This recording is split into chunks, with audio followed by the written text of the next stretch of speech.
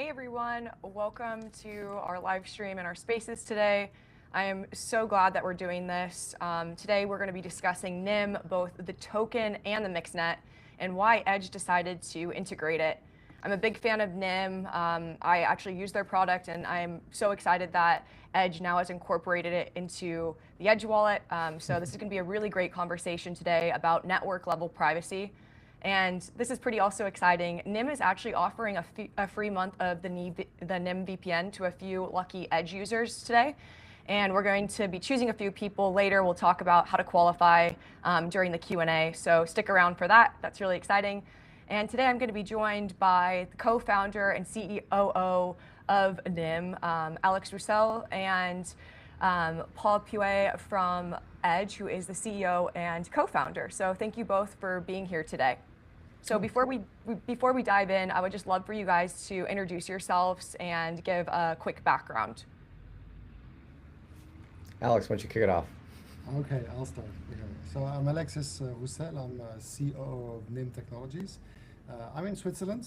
The office of NIM is in Switzerland. The company is here, and I'm a lawyer, but I'm in the crypto space since 2013, where I created one of the oldest Bitcoin broker in Switzerland, and I was pretty on the regulatory space in Switzerland, advising and like building companies here in Switzerland, and also helping ICOs with my broker.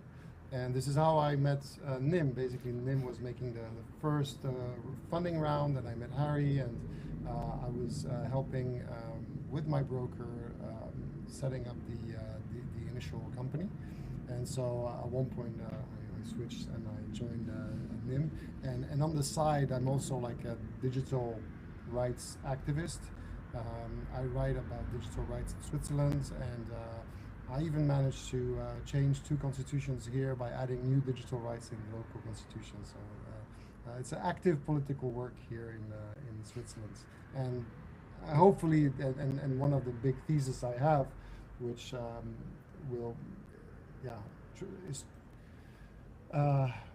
matches with all of this, is that for me, if we want to keep a human-centric democracy in the digital world, we need to build this around anonymity. So in order to be a citizen in a digital democracy, you need to be anonymous. That goes together, right? And if you're not anonymous, then you don't have a democracy. So that's my ground philosophy here. Wonderful. So tell us a little bit about yourself, Paul.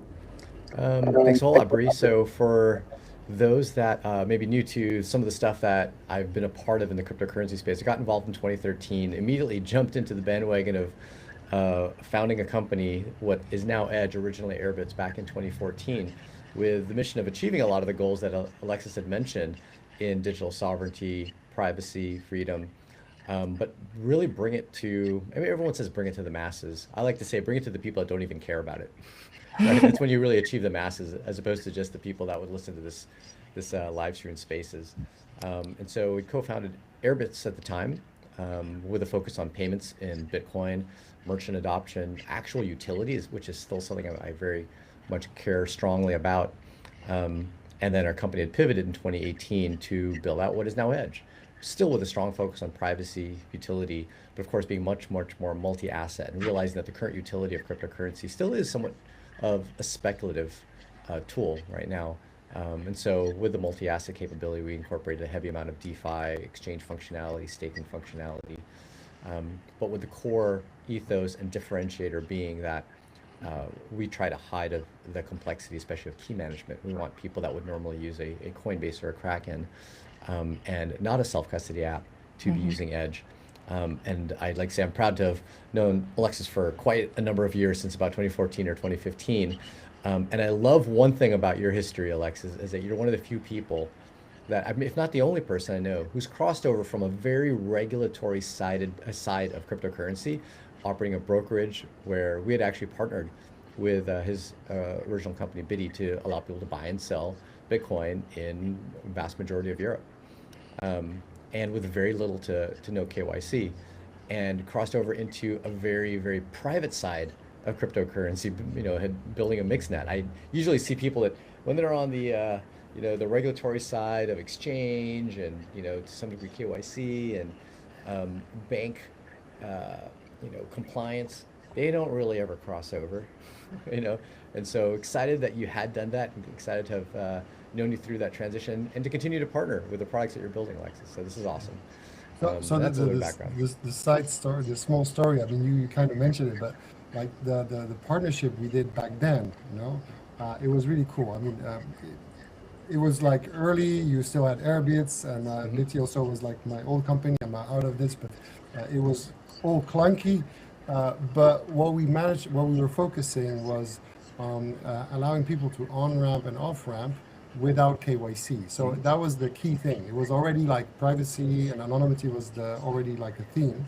And it was the main theme of this partnership because you were trying to integrate brokers, and we were the only one in the world who was able to do this at time, well, with small levels and compliant in the Swiss system. So that was cool. I remember we actually had a few. Yeah, the theme of privacy was there all the way, and whenever we meet, we always meet in privacy context, basically. Yep, exactly. And I remember we actually had quite a few news articles written about that integration where people could actually buy Bitcoin, like you said, small amounts, $1,000 at a time, but without any KYC going to the exchange. And it was almost a first of its kind at, when that had launched. So glad to carry that over into even further aspects of privacy for crypto with this integration.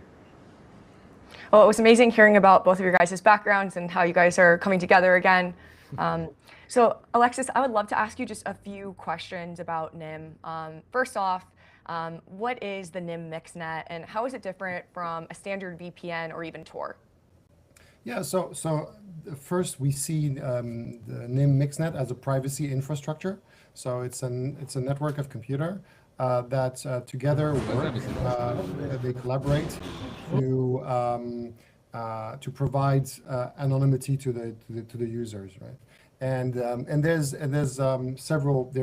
I would say three big pieces of it. There's the token on one side.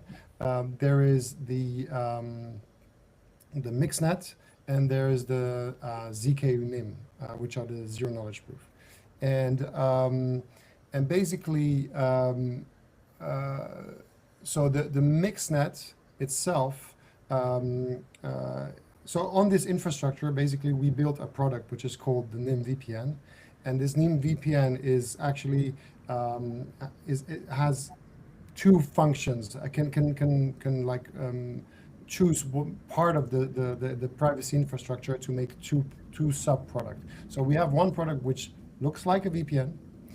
It's called a VPN, and in reality, it's a two-hop decentralized VPN. That's more technical, how you can say. And because you go through a first hop and a second hop, and there is you also have like unlinkability with the payments. Basically, we consider that this is almost as it is very similar in terms of security and obfuscation of your traffic as Tor. And then you have the mixnet, where in this case you're going to use another part of the network, and there you're using a decentralized network, and you're going to like Tor, you're going to create circuits inside this network. But the circuits are packet based. So every packet that you are sending is using its own circuit. And so basically it's like you're splitting your packets into, one file that you're going to send, you split it into 100 files and 100 packets, and they will all filter down in through the mixnet in different paths, in different circuits. And because this is not enough, what we are going to do, we're going to add noise. We're going to add fake packets that will also that you are going to send over. So it's maybe like 30% of fake packets. And we're going to delay these packets in a random way. So every time they go through one of the hops, they are being delayed, which means that the order of the packets is different from when you're sending and when it's reaching the other person. So it's like shuffling a deck of cards. Every time it goes into a server, one of the mix nodes receives a lot of packets. They shuffle the cards and they send those cards further down the line. And of course, you're mixing all the traffic of everyone there. So basically, compared to Tor, when you're using the mixnet, it is also slow. We currently it's like pretty slow, but we are working on improving it. But what you have is that an observer from outside has no way to correlate between the entry and the exits, like who's talking to who. And this is a very known attack on Tor, is that when you are observing the network, you can make what is called a timing attack, where you're going to time the packet which is coming in on one side, and based on the latency, the minimal latency which is available on the network, you can see the packet going out on the other side. Well, and that in NIM becomes impossible because there's so much mixing that basically we remove all the metadata of your communication, and it's impossible to see. So we have those two products, the fast one, which looks like a normal VPN, but it's decentralized. So there's also like extra feature, like we don't know where and what are you doing on the VPN, because we don't control the nodes. Usually VPN are centralized. And you have the mixnet, which is actually providing the anonymity if you're using this one. It's slow, but it really breaks you from it really hides you from any observer. Okay, well, thank you for explaining that to me. And I am just curious too, if you had to pick one sentence to describe NIM, what would that sentence be? Yeah, I would say it's a anonymity infrastructure and privacy infrastructure. Okay. And you did mention metadata before, and obviously that's going to be a big topic in today's conversation. To the average person that's listening to this, what do they not realize that their network metadata is actually leaking, like very critical information? Yeah, so people, when they communicate online, they know that by default their communication is transparent. That's a kind of common knowledge. Oh, I'm being spied anyway, so okay, they know everything about me, right? So that's like the common knowledge. So, but then people understand that it's not really good, right? Because you lose freedom. Some people realize that you lose freedom. You're less able to take your own decisions if you're being spied on. So people start to encrypt their messages or their communication. It's what we call end-to-end encryption. So you're going to use Signal, or you're going to use some kind of other application for communication, and then the content of the message is encrypted, and no one can read it. Okay, that's fine. But what we realize is that you can still observe the network, and you can still see that you are talking to this person, that you can still reproduce and rebuild the social graph or the communication graph of anyone, because you know exactly on which website you're going, who you're talking to. It doesn't matter if the communication is encrypted or not. You can see what you're doing. And basically we think that if you are collecting those metadata, so who you're talking to, which website you're going to, what time precisely, how long you're staying there, basically you can derive from this information about 80% of the content of the communication. So even without looking at the actual conversation. And basically the ad world, advertisers, but also companies like Palantir, who are using surveillance to profile people and to track and to kill people, actually also. They basically they don't need the content of the data. They are relying more on the metadata itself. So this is why it's important to hide this metadata. And NIM is the first real large project who is achieving this. Yeah, well, thank you for explaining that to us. Yeah, I think the average person really needs to understand the importance of metadata. So just continuing on that subject, Paul, I would love to ask you a couple questions about why protecting metadata in a wallet is even like very, very critical for people that are even using privacy coins. Because I think the average person thinks when, if they're sending Monero that everything's going to be private, but why is it so important that we are using NIM and why this integration is so important. Yeah, of course, as you know, and I know you are as well, we're all big fans of privacy coins, right? Where with privacy coins, the sender is not clear as far as like what's the sending address, the recipient address is not clear, who you're sending money to, and then the amount is not. However, there is still metadata, like Lexa said, meaning someone knows that this IP address is communicating with the Zcash network, with the Monero network, with the Xano network. They might not know how much is being transacted. They might not know what address is it's transacting with, but it does know that this is sending a Monero transaction or it's querying the network for Monero, Xano, Zcash, and whatnot. And that gets even worse with Bitcoin and Ethereum, right? That gets exponentially worse. So a lot of people say, I just don't touch centralized exchanges because they have my personal info. And, once you buy some crypto from a centralized exchange, it goes to an address. And now that address kind of is that Bitcoin you may have bought is tagged with your name, which the centralized exchange has. And then when you then go and transact it, they have that metadata of not just metadata, but your actual name and the transaction you created. So that's one thing people say is, hey, I just don't touch the centralized exchanges because they do that. Well, even if you don't touch a centralized exchange, say you do a peer-to-peer transaction and you receive some Bitcoin from someone, the one thing that you do have is your IP address. And your IP address is a pretty gigantic piece of metadata that your ISP can use to know who you are. And if the ISP then corroborates with, or happens to be the same entity that runs a node on the network, they can pinpoint and narrow down that this specific person, because we know their IP, is sending a transaction or querying for certain address data. And therefore, without ever having touched a centralized exchange, you now know the transactions of a user.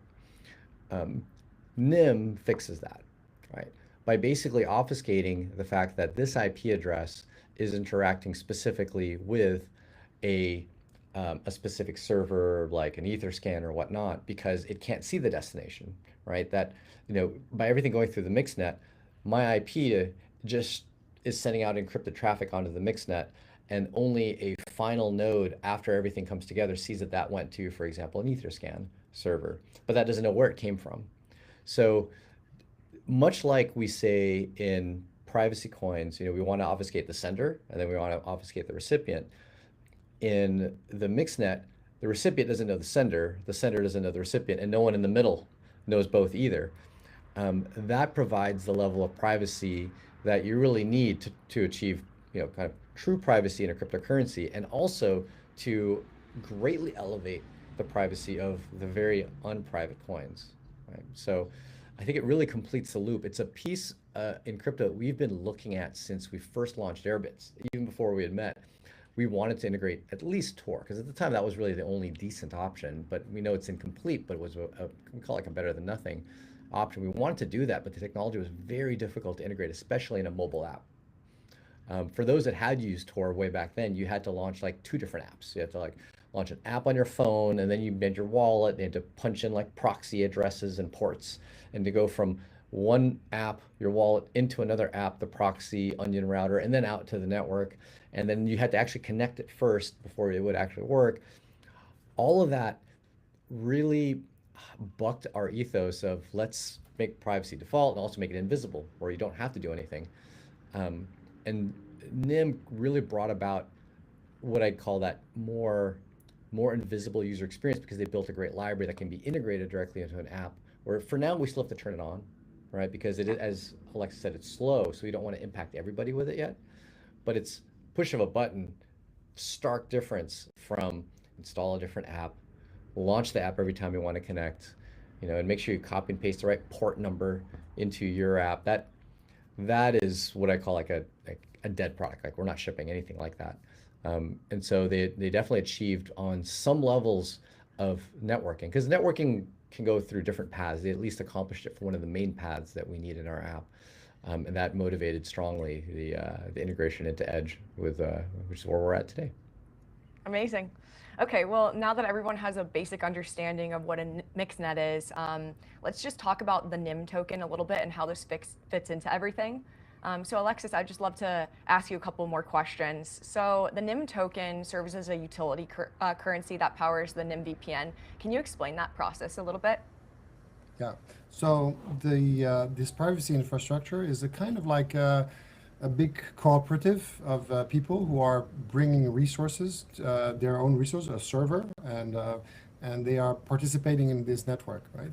And it's an incentivized network because they are bringing resources. They are making. They don't do this for free, and they are paid in the token. So this concept is something that people in cryptocurrency world, they know already. I have a computer. I mine Bitcoin. I stake. I provide staking services on the Ethereum world. I don't know. You're providing services to the network and you get paid, right? But what is important is that basically together, in privacy, you have one. The small difference is that the privacy or the anonymity, specifically the anonymity, can only be provided as a group. You need to be a collective to provide anonymity to individuals. And why is that? Because it's part of the anonymity research is you need an anonymity set which is larger than yourself, your own. You are behaving.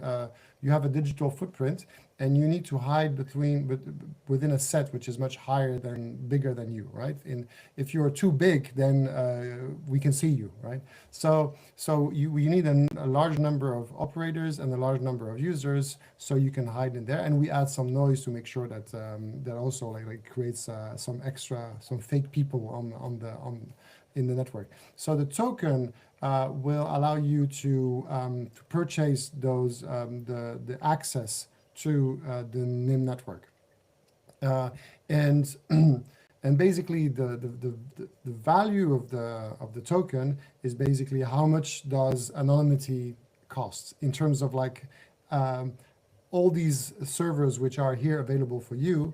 How much does this infrastructure cost to be maintained, right? And you are paying for an access to this infrastructure. And the way the payment is going is like you have two ways of doing it, but the basic way would be to this is something that we're going to enable we are already enabling, but we don't advertise yet. Basically, you pay directly with NIM into a smart contract. You receive access tokens. And those access tokens, which are we call ZK NIMs, they are proofs that you've paid. They are zero knowledge proof. They unlink the payment to your to this proof, and then you can use the mixnet without having a link between who paid and who is using the mixnet, right? But you're still proving that you've paid. And then this token is put into the smart contract, and every hour we have an epoch of 1 hour. Those tokens are distributed to the network operator depending on the work that they've done, right? So it's a bit complex functioning, but basically it creates a big cooperative where as a user you just throw tokens into a pot, you get a key to allow to use the infrastructure, and it allows you it gives you this anonymity. Because it's a bit complex to do, because you need to have the token, you need to be on the our Cosmos chain, which is the native one. So what we did on the side, we did some like an easy interface where you have a company, which is NIM Technologies, which is providing a checkout flow where you can purchase the NIM VPN how you want in credit card, in Bitcoin, Monero, cash. You can send us cash also if you want, if you're really when people do. So and then we will basically do that magical token stuff in the background. So for you, and we will give you the credential, the zero knowledge proof that you can use to open the network. Right? So in the case of the integration with Airbits, it's a bit different because they're connected directly to the mixnet, so that will be taken care of for the user. But yeah, so the token basically the value of the token is basically how much does anonymity costs, and how much this infrastructure is working. And one question we usually have is like, oh, could you have done this with Bitcoin or with another token? Maybe, but I think we wanted to have this dynamic pricing, because if you have the price of Bitcoin is already like, there's already a market of Bitcoin. So we wanted to have this this thing where one NIM will always get you the same bandwidth. You know, it's a kind of like a fixed thing. And so the market is actually the one who's deciding how valuable this anonymity is costing. Interesting. So it almost seems like the coin is not based on speculation. It's actually real privacy, because if I'm understanding that correctly, the more NIM VPN users, basically the higher NIM price would be for the token. Yeah. So and it's also, and what is interesting is also it's a scaling up and scaling down mechanism. So it's a circular economy basically, and because the more people would use the mixnet, they would have to purchase those tokens, so the price might go up, which will basically make the node operators earn more in terms of like dollar value or Bitcoin value, but in terms of like NIM, the same. But it would be at the same time because they have more usage. So suddenly it will incentivize either those guys or new guys to put more resources on the system. So if the price goes up, it means that there's more usage, and then the capacity of the network expands kind of naturally by the market. And the other way around, right? If at one point people need less privacy for some reason, I hope they don't, but that can happen, the price can go down, and then the networks shrinks.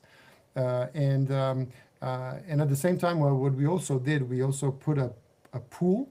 So there is 1/4 of all the NIM token at the beginning were set into a pool, which is kind of a launching incentive pool, which made that before there is actual usage in the network was already maintained by people because they were able to receive those early tokens, and it worked. So since 2022, we have a live mixnet, which is with about 700 nodes, and so we never saw the network shrink, so that's good. And now we are entering the phase where we are getting usage, so we are having regular usage with VPN user. Now we're going to have Edge user who will like silently, they will not notice, or I mean they have to enable it, but eventually they will not notice that they will be using the mixnet, but they will mix with with all other users. They will benefit from the anonymity, and the network will grow like this, and the token will be like the marker instead of like how it's growing. Amazing. So what's the best way to buy NIM tokens? Well, so right now there are a few ways. There is you have NIM tokens on DEXs. Sorry, on centralized exchanges. So we are in Kraken, Bitfinex. We are in KuCoin. I mean, there's BitGet, Gate. I mean, there's a bunch, right? We also are in DEXs, decentralized exchanges. There you can find us on Uniswap and on Osmosis. And of course, and we also you can also like buy them directly from us. We have a swap right now only in Zcash, but because you have Zcash on your Edge wallet, so you can buy some tokens directly on our swap. So it's you can find the link on our website. But we're building now a direct swap so that you can accept Bitcoin and some other cryptocurrency, and hopefully the swap will be integrated into Edge at one point also, so you can swap directly from within Edge without going outside, right? So that's the idea, and yeah, basically that's the way you can get NIM tokens. Awesome. Oh, I do have one other question regarding that. How many people would you say pay you guys in cash? Well, actually, I'm handling this because I have access to the PO box at the post office, so I see Yeah. that, and I just went to the bank to deposit. It's not a huge amount, but it's good. People like it. They send us notes also, like they thank us and they say that we do a great product and everything, and um, so. So basically, right now it's like about 2 or 3 per week, something like this, Okay. right? So it's not huge, but it's really nice, and it's really appreciated. And where they are sending it from, it's mainly we have mainly Switzerland, Germany, France, and the US. That's kind of like the core countries that we Hmm. are getting cash from. Yeah. Awesome. No, that's interesting to know. And then just quick reminder to everyone, guys, NIM is supported in Edge. Users can swap into NIM directly in the wallet and use it to pay for the NIM VPN. And if you pay for the NIM VPN with NIM, you get up to 85% off. So definitely take advantage of that. And then Well, just, yeah, I just want to add one thing with the NIM token also, which is important for the people to understand, is that we have the native NIM, which is on the Cosmos chain, but we also have it bridged on Ethereum and on the BNB chain. okay, So you can always bridge it back. So if you get it from Uniswap, for example, or from KuCoin, then you will get the ERC20. You can pay directly with NIM the VPN, and you will get the 85%. But if you want to really use it to participate in the network, to stake, to bond a new node yourself, and things like this, then you need to convert it to the native one on Cosmos. And we also offer on our website there's a swap there's a swap function where you can move from one to another with the bridge. So yeah, that's an important information to add. all right, thank you for clarifying that. And then just for any new people that are just tuning in, I would like to ask this question again because I think this is really important that people understand. Could you break down the difference between the MixNet and NIM VPN and kind of what actually happens under the hood when users switch between fast mode and the anonymous mode? Yeah, so it's the same privacy infrastructure, but if you're using the VPN, basically it's a two-hop decentralized VPN. So you choose an entry point and an exit point, and you have a WireGuard communication. And this is fast, right? It's fast. Um, yeah, so that's the VPN mode. And then if you go to the MixNet mode, then you are using a five-hop topology, and basically you're cutting down your communication into small packets of all the same size, and every packet is going through the network with different routes. So they use 5 different servers. Each packet is using 5 different servers, and they're being rebuilt on the other side. And we add some fake packets in the network, and we add some delays. So at the end, when you're using the anonymous mode, it's slow, but there's no way we can correlate your communication. No one can say who you're talking to. No one can find back your IP address. On the DVPN, on the VPN mode, it's also quite complex to find back your address, but it's a bit more easier. But you get the speed in return. Okay, great. And just another reminder for listeners, we'll be sharing details shortly about the free month of NIM VPN for Edge users.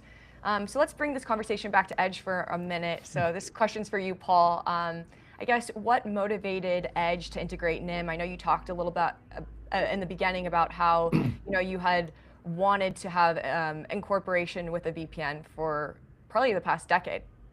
Yeah, and less so what I think people would traditionally think of as a VPN, and almost every VPN I've ever seen or heard of prior to NIM. I know there have been a couple other decentralized claim VPNs, but most of what people use have been fully centralized, meaning you just shifted your metadata from your ISP to some other company, right?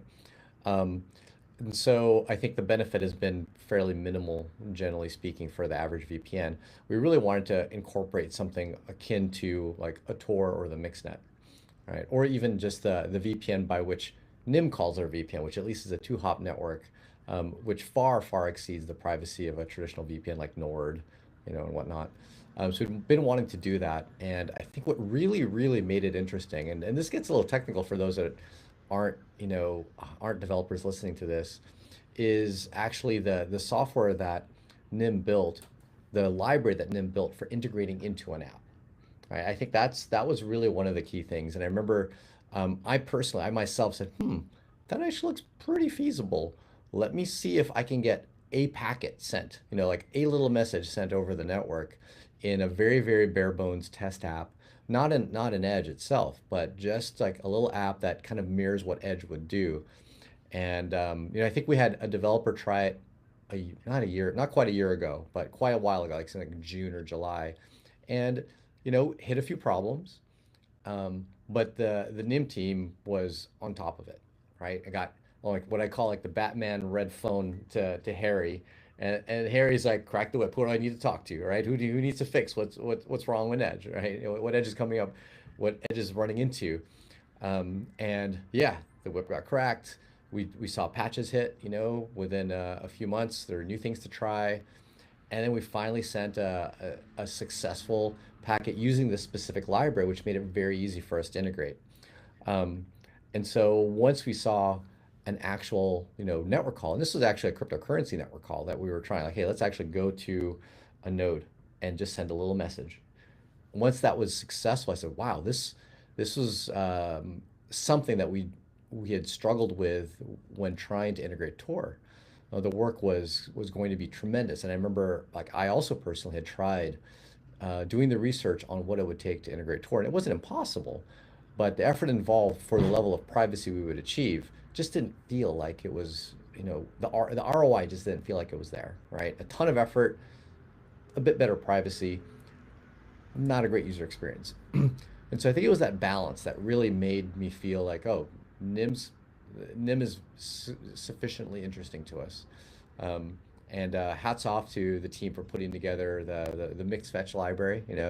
From a tech point of view, that was the library that we have currently used, and it accomplished a good nugget of the networking that we need in Edge. And there's more to come. There's other protocols in networking that apps use, and Edge uses several different protocols. And so we look forward to supporting those other protocols, which will support more cryptocurrencies and also more other network connections that we do in the app, such as for getting, exchange rate data, for getting, information about like Bitcoin, and potentially even for like Zcash and other currencies. I know Xano has expressed extremely strong interest in getting support over the Mixnet. So I think we've lit the fire of interest within the cryptocurrency communities, and I'm excited, even if it's not specifically Edge, because I think privacy is achieved not just when Edge incorporates it, but when the grander community ecosystem of users and apps incorporate it as well. And so there's my long-winded answer to I think your question, why NIM? But I think at the heart it was they built a good tool, right? They built a good hammer, and before that we were hitting nails with our bare hand. Right? Like, this is not going into the wood, and they finally gave us a good hammer. It needed a bit of fixing, a little bit of patching up and whatnot, but we got there, and I think there's still some good improvements on the horizon, and we're excited about the interaction we've had with the team and how willing they have been to patch what we run into and get things faster, smoother, and more stable. Oh, that's great. I'm glad that was finally everything is coming together, and hopefully the Xano team will come on board. That'll be pretty awesome to be able to use the Mixnet with Xano and the Edge app. Just quick reminder, guys, if you are watching this and if you guys have any questions for Paul or Alexis, drop those in the comments and we'll be sure to look over your questions later. And then just a quick question for Alexis. Do you ever see a world where when we buy a new phone or a computer, we don't even have to think about our privacy? We just already have basically the Mixnet built into our computer, and to where, like, my grandmother, if she's getting a new device, she's already able to have full privacy. Yeah. This is what we are hoping, and what where we are working towards. And I think we have one great example for this. So it might come. The great example we have is the advent of TLS. I don't know if people remember this, but basically internet at the beginning was fully transparent. Like the email was transparent, but also the web. You were typing HTTP, and that's the hypertext transfer protocol. And this is all transparent. And at one point, people started to do things like, oh, we want to log in on a website, we want to do e-commerce, we want to like send money with credit cards on the web, you know, like to do e-commerce, and that was like very dangerous. People started doing it, and I mean, there was people were getting cards stolen and passwords stolen. It was really bad. So people invented a new norm, a protocol, which is called TLS, which is used now because it's the S in HTTP. So you have HTTPS for secure, or yes, and what happened is that it was opt-in. So people started, some websites starting to use it, but it was not used in a majority of websites. You still had HTTP, and at one point the browsers came together and said, well, now that's it. We're going to refuse any non-secure communication on our browser. And the consortium of browsers said this. If you're trying now to use HTTP on your browser, most of the browser will put a big warning, and it will allow you to go through, but there's a big warning, and it's like not the norm anymore. So from that moment, that was about 2000, 2001, you had e-commerce booming, right? That was the moment where e-commerce started to boom. So there was like a big correlation between this privacy by default system and a boom in e-commerce. So we think that in the future, there will be also this kind of like moments where is it ISP, internet service providers, is it some kind of actors which they will come to the conclusion that they will have more benefits by having privacy by default in their service than not, and they will impose this by silently to everyone, and we want NIM to be one part of this solution of privacy by default when the whole infrastructure will move into that mode. But I think we will come to a conclusion that a network where the data is just being extracted and copied is actually too dangerous, and you need a network that is obfuscated and anonymized in order to secure really just like the relationship between people, between companies, between a user and a client. Just think of I'm just going to give an example, like which is not in the crypto world, but still, you're a customer of a bank. You have an app of your bank on your phone, right? And you're communicating with your bank. And basically, right now, your ISP knows that you are a customer of this bank. They don't know how much you have on your bank account, but they know that you're a customer because they see it when you're using your bank accounts.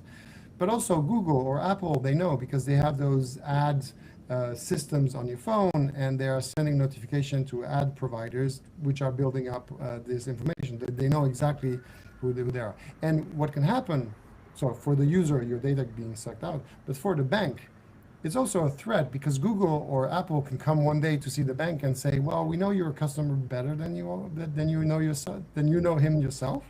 So we're going to provide banking service to him in a level that you cannot compete, or you pay us a big ton of money, whatever. So privacy between a customer and a bank, for example, will be key.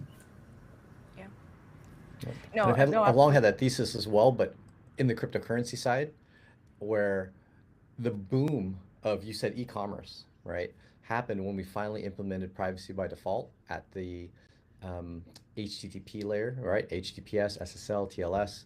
And I feel like the boom in cryptocurrency commerce and utility is when the world realizes we need to use privacy layers at of cryptocurrency at the blockchain layer.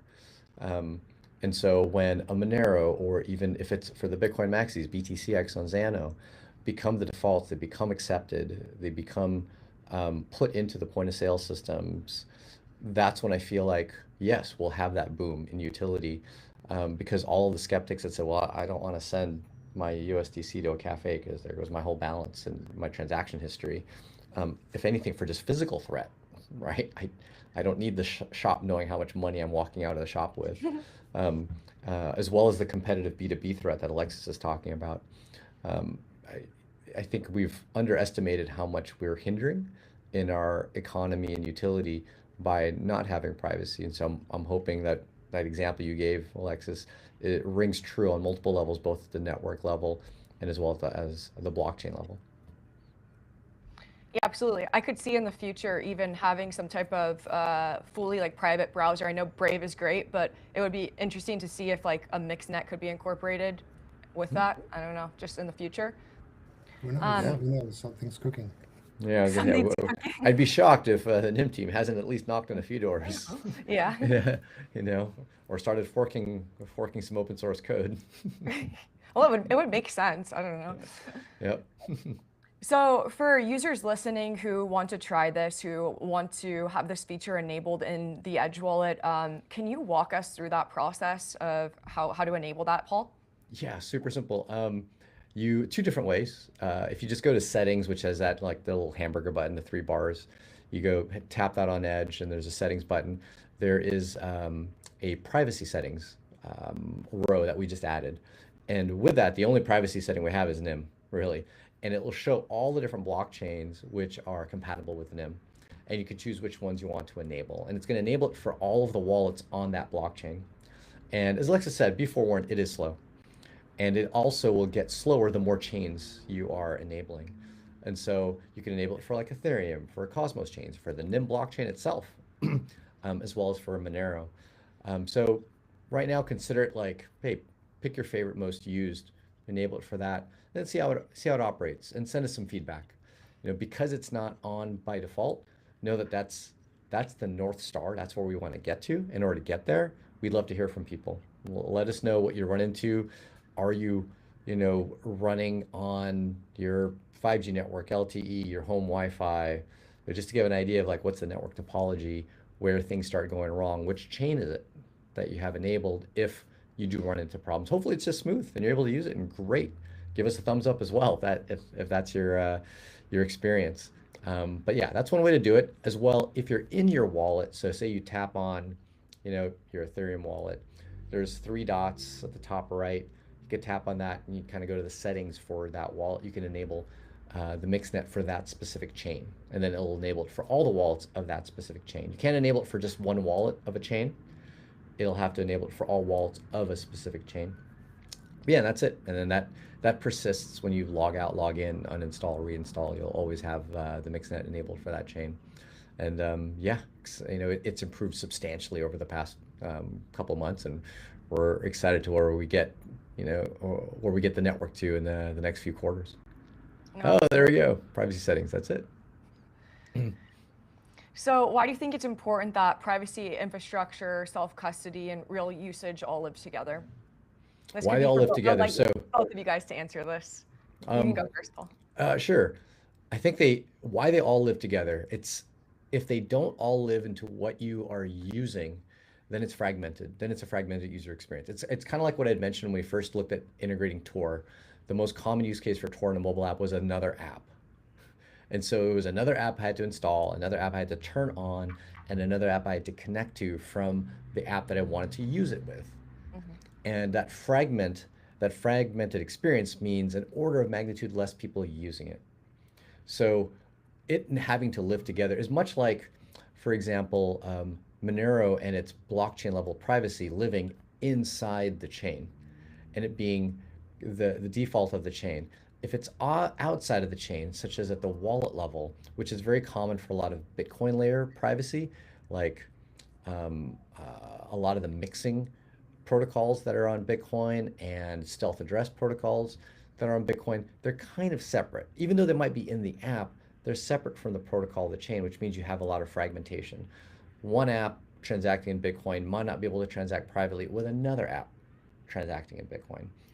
And so having them like integrated, as you like to say, and in one app makes it where there's not a lot of thought left that a user needs to do to achieve that level of privacy.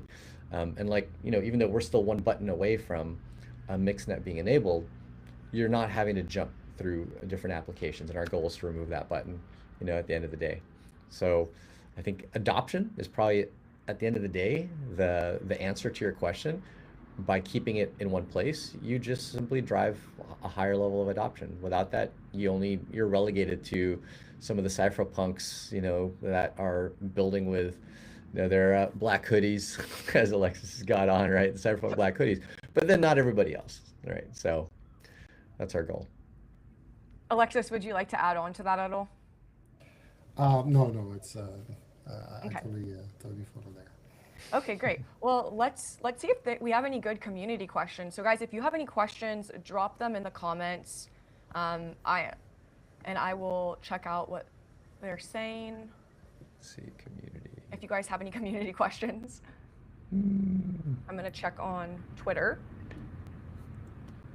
Where with those questions? that's Do they why I have it was in like, Riverside? I know X for sure. Twitter and X would have, Carry on so I can find more. just a lot of people going, yeah, we'll be there. Great integration, but I haven't seen too many of the questions. Does Riverside actually have a? And then also with Edge, chat? like I haven't had a problem with the network being slow at all when I've been sending transactions. I haven't had a problem. Okay, with MixNet or just the general? Yeah. No. Well, that's with awesome. it Yeah. enabled in the app. I mean, I do always have NIM on my phone, but I use the VPN just because I do stream a lot and I don't want it too slow. But it's been actually like really easy, and I am curious if I'll even be able to use my show, if I'll be able to be using Riverside and streaming with even the MixNet on, maybe in the future, would be kind of cool. Alexis can probably comment on that better. I know that streaming is probably unfeasible with the full MixNet. With the VPN, very, very possible. But Yeah, yeah. Yeah, the big difference between the VPN and the MixNet is that the VPN is a stream of data, and the MixNet is a packet-based system, transmission system. So it's a message-based system. So you're sending like a packet, and each packet in reality is like independent from each other. So it's more like a message. And that's why, for example, the MixNet is very well done. It's perfect for message application. And in message application, you have messaging apps, but you have wallets. Basically, a wallet like Edge is just a big messaging app, but a financial messaging app, right? Sending transaction and receiving transaction and getting state of your account or whatever. So that's why it's really adapted, and also because then you can fit everything into one packet. And it's true that if it's well designed into the application, which is a good messaging app, then you can feel it's like actually quite rapid. So if you are trying, for example, to use the MixNet, you have the VPN app, but you enable it with the anonymous mode, and you go over Signal or over Telegram, you will see that discussing with people is pretty easy, right? There's a tiny lag because we have a latency which can go up to 1 second, but if you're chatting with someone, it doesn't change much. You will notice the MixNet when you're sharing a picture, and then it's a bit bigger. So in the test environment, we did manage to stream over the MixNet. We did video streaming, and you like two-way video streaming. We did that. It needs some optimization, and we think in the future it will be possible if we have if the network when we like continue optimize the network. It will be possible, but maybe not 4K quality or whatever. So, but well, I'll be patiently waiting. Actually, I have a question for you, Alexis. So if you want to stream, you need to use the VPN mode, which is 2-mode hub, and that depending on the nodes that you're taking. So basically, because the nodes are also run by our community, there might be different quality of nodes, and you might be also further or closer from one node to another. So if you want to absolutely use the node for streaming, then you should use nodes where you have you know them. You have to pick them the right one in the right country, the right latency, and you can learn about this. And we're going to provide more and more feedback tools for each of the nodes, so that you can be able to choose your favorite one and the closest one and so on. Okay, awesome. So, yeah, I've got a question for you, Alexis, if no one else in the audience does. Well, we have a bunch of questions. Oh, we do? Oh, let's fire off the questions then from the audience. Let's do it. Okay, so I'll just get them going. So Daniel asked, aside from potentially being a little slower, are there any downsides to enabling it? It seems most useful for Ethereum. Just the speed. That's really it. There's no other downside. Like it's all privacy, that you get. So long as it works with the network that you're connected to, absolutely enable it.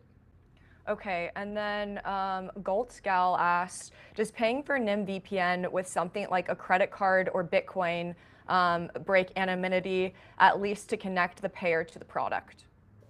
Exactly. So we know, so from the outside, people can see that you bought the VPN. Yeah. But then the important part is that we give you a zero knowledge proof that you paid for it. So there is no way for them to see when you are using it and how you're using it. So you still get partially the most important part of the benefits. And then Guy asked, what does the entire privacy stack look like since NIM is one component in the entire chain requiring user protection, perhaps a perhaps a browser partnership? I didn't get much. I didn't get the question actually. Okay. So if you can. sorry, I'll speak slower. So Guy asked, what does the entire privacy stack look like since NIM is one component and the entire chain requiring protection? Okay. Yeah. Okay. Yeah. So you need NIM, Yeah. but then you need also encryption of the content, and then of course for all so you need end-to-end encryption. You need NIM for the network level encryption and anonymization, and then you need a privacy coin like Monero, Zcash, Zano for the any kind of like payments that you're going to do, like monetization that you're going to do. I mean, that's already a pretty serious stack that we have just with those three elements. It's pretty good. Obviously, you would need more. I think like a device, privacy device like Graphene OS, or other kind of like Linux system that you would build yourself. That adds also on the anonymity. Like Tails or I don't know this kind of like operating systems. So yeah, but it's true. It's a pattern. It's another pattern. It's an evolve. You need to add those old technologies together. But I think we are starting right now with the mixed net, which I think was one of the big missing pieces of the privacy stack. I think we can see the whole stack being there. And the challenge now is to build like a real economy, so that we like also Paul, you said, so at one point we can showcase that making business communicating in this privacy stack is more beneficial for people, and then suddenly the whole society would move into this privacy by default, because this is where we all benefit more of this. Absolutely. Okay, so this is for Paul. What does Edge Wallet how does Edge Wallet plan to handle censorship if use of cryptocurrencies were banned? If the use of cryptocurrencies were banned, well, it really depends on how you define banned. There are countries that have quote banned in the US. Well, hate to say it, but we're an open source app, so people can build it themselves and run it.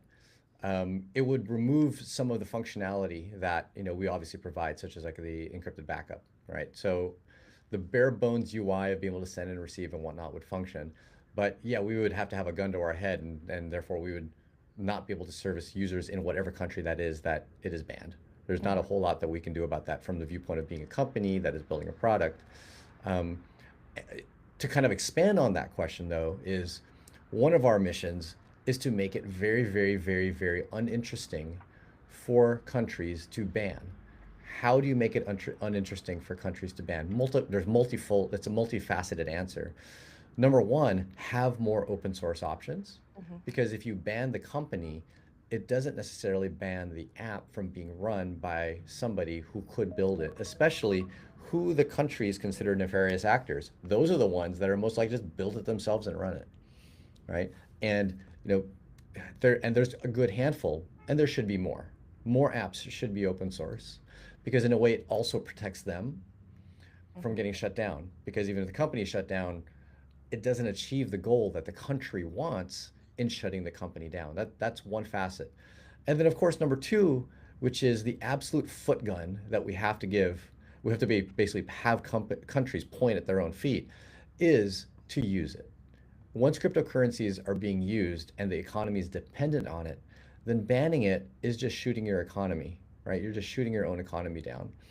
And nuggets of that are already starting to kind of take a foothold in the sense that while we're not using it for commerce, a lot of large institutions are claiming, hey, our clients are demanding it. They want to be able to speculating it. And so therefore, if they were to ban it, then all right, they lose that much of the economy in just the speculative side. Now, that to me is not as sticky as true economic use, like actual using it for buying, selling, trading goods and services. So you kind of combine that together. I don't think countries are going to ban it, but we have to get to that point. And so, answer your question is we wouldn't be able to do anything, right? I don't care to have our team and myself go to jail and our investors, have the company tank, but we can lay the groundwork, and we've tried to do that over the course of the past 12 years we've been around to make it not interesting to ban. And I think we've been successful because I think the bans have gone in reverse, you know. So we're alive and well, and so are many other projects building in a similar fashion to what we do. No, great answer. And obviously, people are going to go where innovation is. So people will leave if certain countries were to ban. I think it would just entrepreneurs would definitely leave. So that would not be good for whatever country. Yeah. So let's just get into the giveaway a little bit. How many? So this would be for Alexis. How many Edge users will receive the free month of NIM VPN? I think we said 5. No. Okay. So we'll have 5 Great. people. And do you guys have certain requirements to qualify? Was it just whoever dropped a question, or how would you guys like to do this? No, we can do the 5 first questions. Okay, so we'll choose.